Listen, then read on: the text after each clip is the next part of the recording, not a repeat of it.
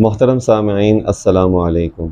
ذی الحجہ کے مہینے میں دنیا بھر کے لاکھوں مسلمان حضرت ابراہیم علیہ السلام کی سنت پر چلتے ہوئے قربانی کا عظیم فریضہ سر انجام دیتے ہیں۔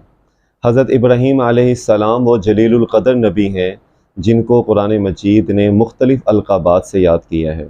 ایک جگہ آتا ہے حضرت ابراہیم کے بارے میں کہ وہ امام الناس ہیں، ایک جگہ آتا ہے حنیف، ایک جگہ آتا ہے مسلم۔ لہذا ان تمام عظیم القابات سے حضرت ابراہیم علیہ السلام کو قرآن نے یاد کیا ہے۔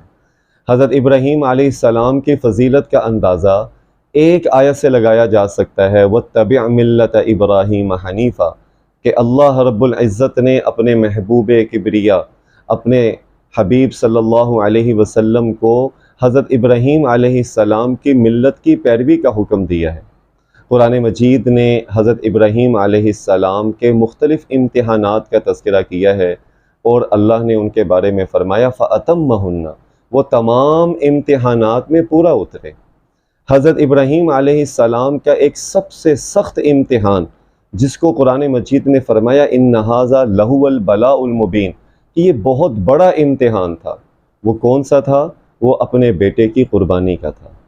حضرت ابراہیم علیہ السلام کا دعاؤں کی صورت میں مانگا ہوا بیٹا جب 13 سال کی عمر کو پہنچا، قرآن مجید نے اس کو اس انداز سے بیان کیا ہے کہ جس میں ہمارے لیے عظیم سبق ہے۔ قرآن مجید میں آتا ہے فَلَمَّا بَلَغَ مَعَهُ السَّعْيَ، کہ جب حضرت اسماعیل علیہ السلام دوڑنے کی عمر کو پہنچ گئے تو حضرت ابراہیم علیہ السلام کو خواب میں دکھلایا گیا کہ وہ اپنے بیٹے کو ذبح کر رہے ہیں۔ یہاں پہ یہ بات یاد رکھنے کے قابل ہے کہ نبیوں کے خواب وہی ہوا کرتے ہیں جس کو پورا کرنا ضروری ہوتا ہے۔ حضرت ابراہیم علیہ السلام نے اپنے بیٹے اسماعیل علیہ السلام سے پوچھا یا بنی انی ارا فی المنام انی اذبحک، اے میرے پیارے بیٹے میں خواب دیکھ رہا ہوں کہ تجھے ذبح کر رہا ہوں، فانظر ماذا تری، تیری کیا رائے ہے؟ اب یہاں حضرت ابراہیم کا اپنے بیٹے سے پوچھنا نعوذ باللہ اس کا یہ مطلب نہیں ہے کہ ان کو کوئی شک تھا یا تردد تھا، بلکہ اپنے بیٹے کا امتحان مقصود تھا کہ حضرت اسماعیل اس بارے میں کیا جواب دیتے ہیں۔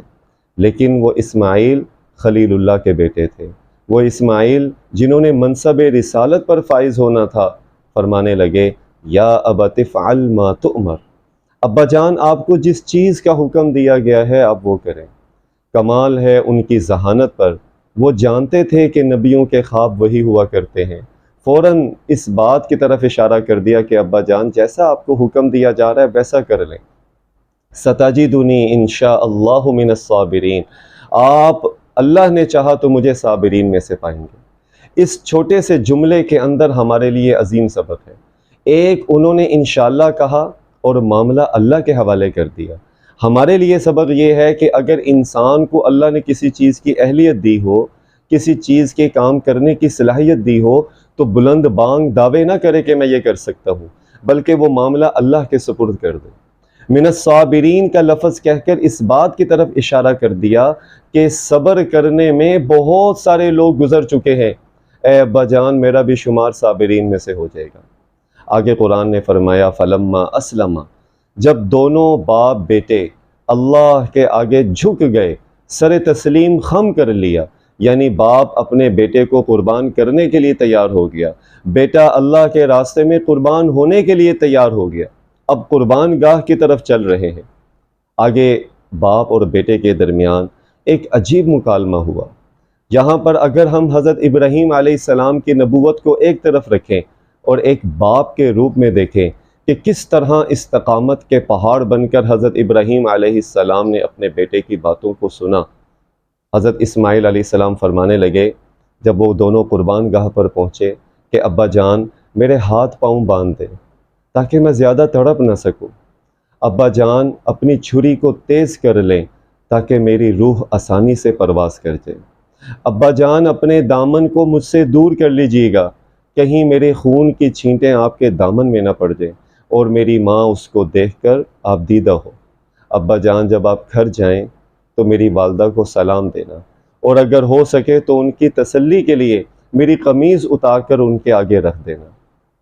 حضرت ابراہیم علیہ السلام یہ سن کر رونے لگے اور اپنے بیٹے کے ماتھے کو بوسہ دے کر فرمانے لگے کہ اے میرے لخت جگر کہ تم اللہ کا حکم پورا کرنے کے لیے میرے کتنے ہی اچھے ساتھی اور کتنے ہی اچھے مددگار ہو۔ لہذا حضرت اسماعیل علیہ السلام کو انہوں نے پیشانی کے بل لٹا دیا، وَتَلَّهُ لِلْجَبِينِ، پیشانی کے بل لٹایا تاکہ بیٹے کا خوبصورت چہرہ دیکھ کر دل میں ترحم پیدا نہ ہو، تاکہ بیٹے کا خوبصورت چہرہ دیکھ کر تعمیل حکم میں کوئی فرق نہ آ جائے۔ لیکن ابراہیم علیہ السلام استقامت کے پہاڑ بن کر جب چھری چلانے لگے تو چھری کو حکم نہ تھا رب کائنات کا، اللہ کی طرف سے آواز آئی، وَنَادَيْنَاهُ أَن يَا إِبْرَاهِيمُ، کہ اے ابراہیم قد صدقت الرؤیا، تو نے خواب سچا کر دیا، ان هذا لهو البلاء المبین، یہ چھوٹی آزمائش نہیں تھی، یہ بہت ہی بڑی آزمائش تھی۔ سلام علی ابراہیم، اے ابراہیم تیرے اس عمل پر تجھے سلام ہے۔